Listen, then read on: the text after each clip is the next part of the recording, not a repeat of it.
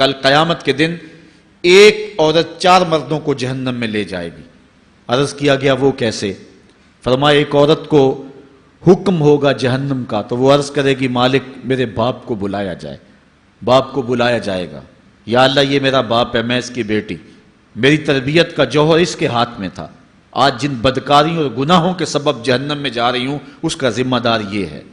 وہ باپ جس نے اپنے بیٹی کو سب کچھ دیا، اپنی اولاد کی تعلیم کے لیے اپنے پلاٹ بیچ دیے، جائیدادیں فروخت کر دیں، نہیں دیا تو دین نہیں دیا، کل قیامت کے دن وہ اللہ کے حضور کیا جواب دے گا؟ ارشاد ہوگا اسے بھی پکڑو، اس کے باپ کو بھی پکڑو اور جہنم میں لے جاؤ۔ عرض کرے گی نہیں مالک میرے بھائی کو بلایا جائے۔ بھائی کو بلایا جائے گا، مالک یہ میرا بھائی ہے، میں اس کی غیرت تھی، میں جن راہوں پہ چل کر کے تیرے عتاب اور تیرے قہر و غضب کی حقدار بنی اس کا ذمہ دار یہ ہے، اگر یہ مجھے روکتا، اپنی آبرو کی حفاظت کرتا، اپنی ناموس کا پہرا دیتا تو میں ان راستوں کی مسافر کیسے بنتی؟ میری خرابی کا ذمہ دار یہ ہے۔ اب وہ بھائی کیا جواب دے گا جو چوکوں اور موڑوں پہ کھڑا ہو کے آنے اور جانے والی بہنوں اور بیٹیوں کو دیکھتا ہے اور یہ سمجھتا ہے کہ میری بہنیں اور میری بیٹیاں گھر میں محفوظ ہیں؟ وہ قیامت کے دن کیا جواب دے گا؟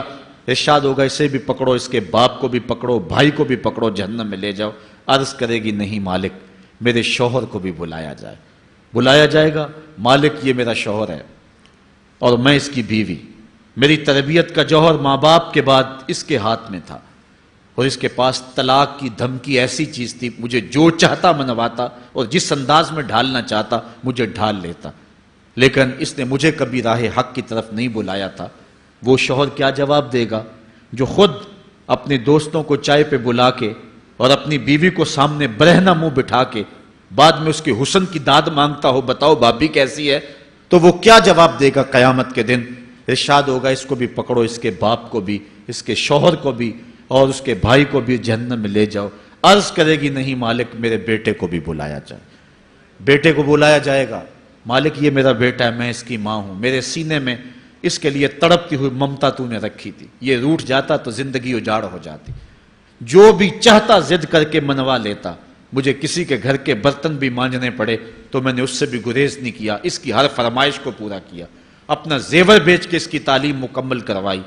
اگر یہ ضد کرتا کہ امی آپ نماز نہیں پڑھتی، میں آپ کے ہاتھ کا کھانا نہیں کھاؤں گا، امی آپ یہ عمل کیوں کرتی ہیں، یہ شریعت میں جائز نہیں ہے، تو میں جو ہے وہ کھانا نہیں کھاؤں گا، تو کیا میری ممتا مجبور نہ ہو جاتی؟ اس نے ساری زندگی کیا مجھے اس کے بارے میں کوئی کہا تھا، نیکی کی طرف بلایا تھا، بدی سے روکا تھا؟ جس بیٹے نے اپنی ماں سے ہر ضد پوری کروائی ہو تو اس نے صرف دین کے بارے میں کوئی ضد نہیں کی ہے، تو وہ کل قیامت کے دن کیا جواب ہوگا؟ ارشاد ہوگا اسے بھی پکڑو، اس کے باپ کو بھی پکڑو، اس کے خاوند کو بھی پکڑو، بھائی کو بھی پکڑو، بیٹے کو بھی پکڑو اور پانچوں کو گھسیٹ کے جہنم میں لے جاؤ۔ فرمایا ایک عورت 4 مردوں کو قیامت کے دن جہنم میں لے جائے گی۔ اس لیے میں اور آپ آج دیکھ لیں کہ ہمارا آخرت کا معاملہ کیا ہونے والا ہے اور ہم نے اس دنیا کے اندر کس طرح اپنی حفاظت کرنی ہے۔ چوتھی چیز جو حضور نے ارشاد فرمائی وَيَكْثُرَ شُرْبَ الْخَمْرِ، اور شراب پینا عام ہو جائے گا، یہ قرب قیامت کی علامت ہے۔ آج ہماری ایلیٹ کلاس میں اور ہمارے آیان حکومت، آیان سلطنت اور سیاستدانوں اور جو ہے وہ عالی نسب خاندان جو شمار کیے جاتے ہیں ان میں شراب پانی کی طرح سمجھی جاتی ہے، اور آج ہمارے ملک کے اندر جو ہے وہ کتنے شراب خانے موجود ہیں اور کتنے ٹنوں کے حساب سے جو ہے وہ بیرون ملک سے شراب درآمد کی جاتی ہے۔ یہ قرب قیامت کی نشانی ہے کہ شراب عام ہو جائے گی۔ ایک روایت میں آتا ہے شارب الخمر کعابد الوثن، شراب پینے والا بت پوجنے والے کی طرح ہے۔ کتنا سخت فرمایا گیا، اور کل قیامت کے دن سخت رسوا ہوگا جو دنیا کے اوپر شراب پیتا رہا ہوگا۔ اللہ تعالی ہم سب کو محفوظ فرمائے۔ وَيَقِلَّ الرِّجَالُ وَيَكْثُرُ النِّسَاءُ، اور ایک نشانی حضور نے یہ ارشاد فرمائی کہ مرد تھوڑے ہو جائیں گے اور عورتیں زیادہ ہو جائیں گی۔ ایک تو عورتوں کی افزائش زیادہ ہوگی، اور دوسری بات مختلف ہنگاموں میں، حادثات میں اور جنگوں میں مرد قتل کر دیے جائیں گے اور عورتیں زیادہ ہو جائیں گی، یہاں تک کہ حضور نے فرمایا حتی یکونا لخمسین امراتن القیم الواحد، یہاں تک کہ 50 عورتوں کا ایک مرد منتظم ہوگا. 50 عورتیں ہوں گی اور کمانے والا صرف ایک مرد ہوگا. یہ قرب قیامت کے حالات ہیں جو حضور نے بیان کیے. حالات اس طرف بڑھ رہے ہیں اور ایک وقت وہ آنے والا ہے کہ بالکل جو حضور نے فرمایا وہ چیزیں سامنے آئیں گی. حضرت ابو سعید خدری رضی اللہ تعالی عنہ سے ایک روایت سنیے. حضور نے ارشاد فرمایا مجھے قسم ہے اس رب کی جس کے قبضے میں میری جان ہے، اتنی دیر تک قیامت نہیں آئے گی. یہ وقت بھی آئے گا کہ جانور انسان سے باتیں کریں گے، انسان ان کی بولی سمجھے گا اور وہ ان سے باتیں کریں گے. وَحَتَّى تُكَلِّمَ الرَّجُلَ عَذْبَةُ صَوْتِهِ، اور اس کے کوڑے کی جو رسی ہے، اس کا جو پھندنا ہے، وہ بھی انسان سے باتیں کرے گا. وَالشِّرَاكُ نَالِهِ، اور اس کے جوتے کا تسمہ بھی اس سے بات کرے گا. یخبر فاخذہ بما احدث اہلہ بعدہ، اس کا گھٹنا اس کو بتا دے گا اس کے بعد میں اس کے گھر والوں نے جو باتیں کی ہیں. یہ حالات پیدا ہو جائیں گے. آج موبائل اور جدید ٹیکنالوجی آ رہی ہے تو اس بات کو سمجھنا مشکل نہیں ہے. اس زمانے کے اندر جب کہ ان چیزوں کا تصور بھی نہیں تھا، صحابہ نے پھر بھی یقین کیا کہ ہوگا، حضور نے کہا ہے اور آگے بیان کیا. اور آج تو حالات نظر آ رہے ہیں کہ بالکل جو حضور نے بتایا وہ سب کچھ جو ہے وہ ہونے والا ہے. حضرت ابو ہریرہ رضی اللہ تعالی عنہ سے ایک روایت ہے. یہ وہ صحابی ہیں جنہوں نے سب سے زیادہ حضور علیہ السلام کے فرامین امت تک پہنچائے ہیں. کثرت کے ساتھ حضور کی صحبت کا دور پایا اور اصحاب صفہ میں سے تھے. زندگی کا ایک ایک لمحہ حضور کی قربت میں گزارا.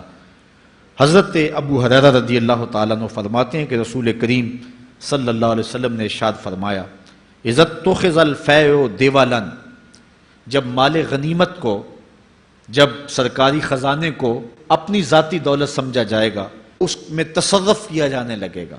سرکاری خزانے میں لوگ جس طرح چاہیں گے تصرف کریں گے. ایک زمانہ آئے گا اور وہ دیکھ لو بالکل ہمارے سامنے ہے. والامانۃ مغنما، اور امانت کو مال غنیمت سمجھا جائے گا. جس طرح غنیمت بندہ استعمال کرتا ہے وہ امانت کو اس طرح غنیمت سمجھے گا اور اس کو جو ہے وہ غصب کر جائے گا. والزکوٰۃ مغرما، اور زکوٰۃ کو ٹیکس سمجھے گا، مجبور ہو کے دے گا. وہ زکوٰۃ دینا چاہے گا ہی نہیں. اور آج کتنے لوگ ہیں جو زکوٰۃ نہیں دیتے. اگر لوگ صحیح طور پہ زکوٰۃ ادا کر دیں اور زکوٰۃ کے جو حقدار ہیں ان تک پہنچے تو پاکستان میں صرف 1-2 سالوں کے اندر غربت ختم ہو جائے. اتنی دولتیں ہیں لوگوں کے پاس، اتنی جائیدادیں ہیں لوگوں کے پاس. ایک تو سارے لوگ زکوٰۃ ادا نہیں کرتے، دوسرا یہ ہے حقداروں تک نہیں پہنچتی. پیشہ ور مانگنے والے اور اس موسم کے اندر جو ہے وہ اپنے آپ کو غریب ظاہر کر کے اور مختلف اپنی مجبوریاں ظاہر کر کے مال ہتھیانے والے بہت سارے ہیں. اور زکوٰۃ دینے والا کہتا ہے میں جلدی جلدی فارغ ہو جاؤں. جتنی محنت مال کو کمانے میں صرف کی ہے اتنی ہی محنت حقداروں کو تلاش کرنے کے لیے بھی کرے تاکہ اس کی زکوٰۃ اصل مصارف تک پہنچے. تو قرب قیامت میں یہ ہوگا کہ زکوٰۃ کو ٹیکس جانا جائے گا.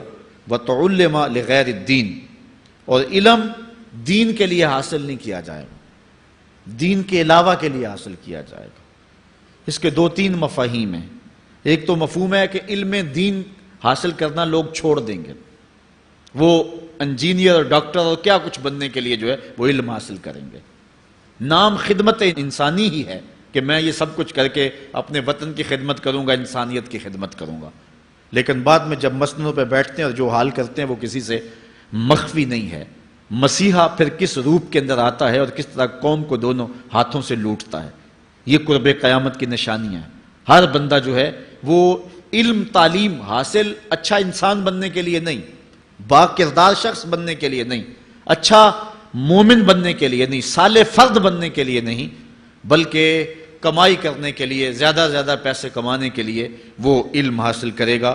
اور دوسری یہ بات کہ جو دین کا علم بھی حاصل کریں گے وہ بھی غرض و غائد جو ہے وہ اپنی چھوڑ دیں گے جس مقصد کے لیے جو ہے وہ علم حاصل کیا جاتا ہے. اور یہ قرب قیامت کی نشانی جو حضور نے بیان کی یہ بھی ہم اپنے زمانے میں دیکھ رہے ہیں. وَأَطَاعَ الرَّجُلُ امْرَأَتَهُ، اور آدمی اپنی بیوی کی اطاعت کرے گا، جو بیوی کہے گی وہ مانے گا.